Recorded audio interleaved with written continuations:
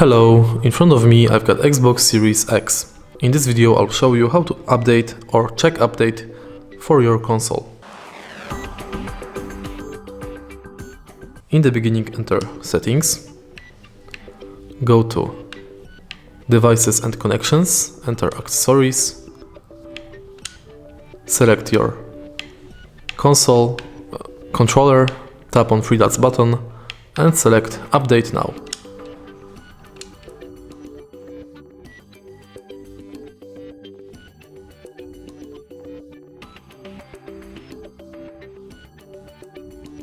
As you can see, my controller is now updated.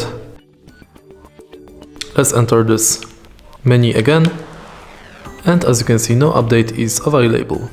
If you find this video helpful, please leave like, comment and subscribe.